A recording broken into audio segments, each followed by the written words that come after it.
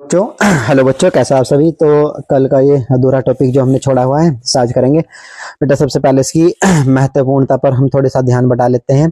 ये सन 2009, 11, 12, 15, 17 और लगभग 19। बेटा कई बार ये आपका एग्जाम में रिपीट रहे हैं क्वेश्चन, तो सभी बच्चे अच्छे से देखें और अच्छे से समझने की कोशिश करें। तो चलो स्टार्ट करते हैं। तो एक बात बेटा मैं आपको बता दूं, अगर सिर्फ इतना लिखा आता है कि विद्युत मोटर क्या होता है, विद्युत मोटर क्या होता है, विद्युत मोटर किसे कहते हैं, तो शॉर्ट सी डेफिनेशन है, विद्युत मोटर वह युक्ति है जो विद्युत ऊर्जा को यांत्रिक ऊर्जा में परिवर्तित करता है। तो विद्युत मोटर वह युक्ति है जो विद्युत ऊर्जा को यांत्रिक ऊर्जा में परिवर्तित करता है। तो चलो देखते हैं बेटा, विद्युत मोटर का सिद्धांत क्या है, ये किस सिद्धांत पर कार्य करता है। बेटा एक बात चीज याद रखना, ये विद्युत चुंबक प्रेरण के सिद्धांत पर कार्य करता है। यह एक विद्युत मोटर इस सिद्धांत पर कार्य करता है कि धारावाही चालक को चुंबक क्षेत्र में लंबवत रखने पर उस पर एक बल लगता है। इस बल की दिशा का निर्धारण फ्लेमिंग के वामहस्त नियम द्वारा किया जाता है। बेटा यहाँ पर फिगर बना हुआ है, याद रखना बेटा। यहाँ पर जो लगे हैं ये जो गोल गोल सर्किल टाइप दिख अर्ध सर्किल के टाइप दो दिख रहे हैं बेटा, ये विद्युत वल्य हैं।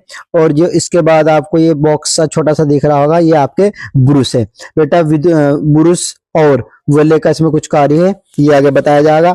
ये चुंबक लगी हुई है, ये एन और ये सिरा है, ये कुंडली बनी हुई है, यहाँ पर ये बैटरी लगी हुई है और ये लगी हुई है कुंजी। तो इस प्रकार का ये हमारा फिगर है। आइए इस फिगर के बारे में आगे जानेंगे। तो बेटा इस फिगर के बारे में आगे हम जानेंगे। तो ये न मत लिखना जो मैंने यहाँ पर कवर किया है, ये यहाँ पर गलत लिखा हुआ है, आप सिर्फ इस पे ध्यान देना बेटा। तो सबसे पहले हम देखेंगे क्रिया विधि। विद्युत मोटर एक ऐसी युक्ति है जो विद्युत ऊर्जा को यांत्रिक ऊर्जा में परिवर्तित करता है यानी बदलता है। जब बैटरी से कुंडली में विद्युत धारा प्रवाहित करते हैं तो विद्युत धारा ए बी सी डी, ए से बी, बी से सी और सी से डी की और बहती है। तो यहाँ देखो बेटा फिगर में आपको दिखा दूं, ये रहा, ए से बी की ओर, बी से सी की ओर, सी से डी की ओर प्रभावित होती है। उसके बाद बेटा हम देख लेते हैं क्या है, की ओर बहती है। धारावाही चालक पर बल की दिशा को ज्ञात करने के लिए फ्लेमिंग के बाएं हाथ के नियम प्रयोग में लाया जाता है। बेटे बाएं हाथ का नियम मैंने आपको फ्लेमिंग का बता दिया है। और हम पाते हैं कि ए बी पर बल अधोमुखी व सी डी पर बल अधोमुखी बल लगता है। इस प्रकार कुंडली वामावर्त घूर्णन करती है। विद्युत वल्य की सहायता से धारा की दिशा इस प्रकार रखी जाती है कि कुंडली एक ही दिशा में घूमती रहे। तो बेटा ध्यान रखना, इसमें जो आपकी सिरे हैं, कौन से सिरे, ए बी और सी डी पर इस प्रकार बल लगता है कि ये कुंडली आपकी एक ही दिशा में घूर्णन करती रहे। और विद्युत वल्य क्या करता है, धारा की दिशा को एक ही दिशा में बनाए रखने का कार्य करता है। और इसके हम आगे महत्व पढ़ेंगे। तो अब इसी पे आ जाता है बेटा हमारा टॉपिक्स। तो इसमें टॉपिक्स ये हमारा बेटा क्या है कि विद्युत मोटर में विद्युत वल्य या विभक्त वल्य की भूमिका क्या है या इसका कार्य क्या है। तो विभक्त वल्य जो होता है आपका का कार्य कुंडली में और भाई धारा की दिशा को बदलना है। धारा की दिशा को क्या करता है, बदलता है। जब कुंडली आधा चक्कर पूर्ण कर लेती है, तो विद्युत वल्यों का ब्रुश से संपर्क समाप्त हो जाता है। तो याद रखना बेटे, तो विद्युत वल्य का जो ब्रुश से संपर्क होता है वो क्या हो जाता है, समाप्त हो जाता है। और विपरीत ब्रुशों से संपर्क जुड़ जाता है, यानी एक साइड से ब्रुश जो विद्युत वल्य का संपर्क बढ़ जाता है, दूसरी साइड में जो आपका ब्रुश और विद्युत वल्य लगा है उसका संपर्क जुड़ जाता है। और धारा की दिशा एक ही दिशा में बनी रहती है और कुंडली एक ही दिशा में घूर्णन करती रहती है, घूमती रहती है। तो ये यहाँ पर क्या लिखा होगा, विद्युत मोटर में विभक्त वल्य की भूमिका बताइए या इसका कार्य क्या है। इसका कार्य बेटे धारा की दिशा को स्थिर रखना यानी एक ही दिशा में बनाए रखना। It is very most important topics. ये अलग से प्रश्न आता है बेटा, इस पे थोड़ा ध्यान देना। और ये फिगर सभी बच्चे ध्यान के साथ देख ले। इसमें बेटे बुर्श लगे हुए हैं और यहाँ पर बेटे थोड़ा आपको कम दिख रहा होगा, यहाँ पर ये सर्किल टाइप जो लगे हुए हैं ये विद्युत वल्य हैं और ये आपके बुर्श है। बुर्श और आपका विद्युत वल्य का अपना कार्य है। तो शॉर्ट क्वेश्चन में आएंगे, आपको सॉल्व करके दिखाया जाएगा। इसके बाद हमारा बेटा जो नया टॉपिक है वो है विद्युत जनित्र का सिद्धांत, यानी विद्युत जनित्र किसे कहते हैं। और दोनों ही क्वेश्चन बहुत ज्यादा इंपॉर्टेंट है, कई बार आपके एग्जाम में आए हुए हैं। तो विद्युत जनित्र का सिद्धांत यानी विद्युत जनित्र किसे कहते हैं? यह एक विद्युत जनित्र विद्युत चुंबक प्रेरण के सिद्धांत पर, बेटे यहाँ लिखना, विद्युत चुंबकीय प्रेरण के सिद्धांत पर आधारित है। जब चुंबकीय क्षेत्र में रखी कुंडली को उसके अक्ष पर घुमाया जाता है, जब कोई कुंडली रखी होगी और उसको उसके अक्ष पर घुमाया जाएगा तो इससे विद्युत प्रेरित हो जाती है, जिसकी दिशा का निर्धारण फ्लेमिंग के दक्षिण हस्त नियम द्वारा किया जाता है। बेटे हम तो एक पढ़ेंगे फ्लेमिंग का दक्षिण नियम।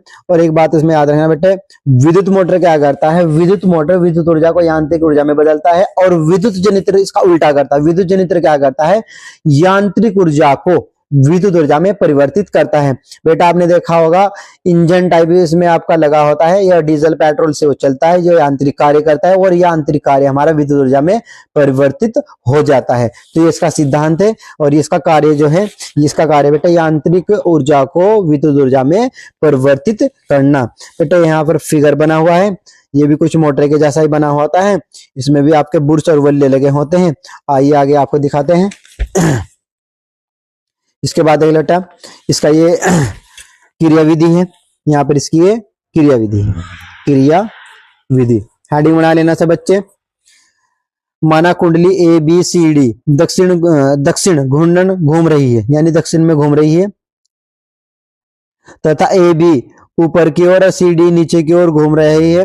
फ्लेमिंग के दाहिने हाथ के नियम से धारा की दिशा चित्र में दर्शाई गई है। अतः बाहरी परिपथ में धारा B2 से जाएगी और B1 से वापस आ जाएगी, जैसा कि कुंडली में अपनी ऊर्ध्वाधर स्थिति में गुजरेगा। AB नीचे की ओर तथा CD ऊपर की ओर जाने लगेगी, जिससे धारा की दिशा विपरीत हो जाएगी। इस प्रकार की धारा को परिवर्तित धारा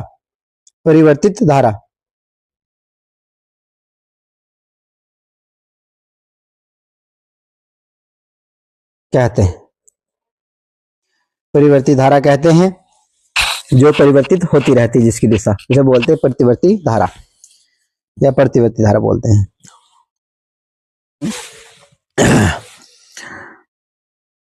इस प्रकार की धारा को प्रतिवर्ती धारा यानी एसी कहते हैं, एसी अल्टरनेटिंग करंट बोलते हैं बेटा।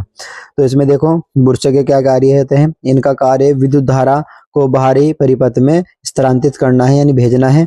इसके बाद छोटे छोटे हमारे कुछ क्वेश्चन है।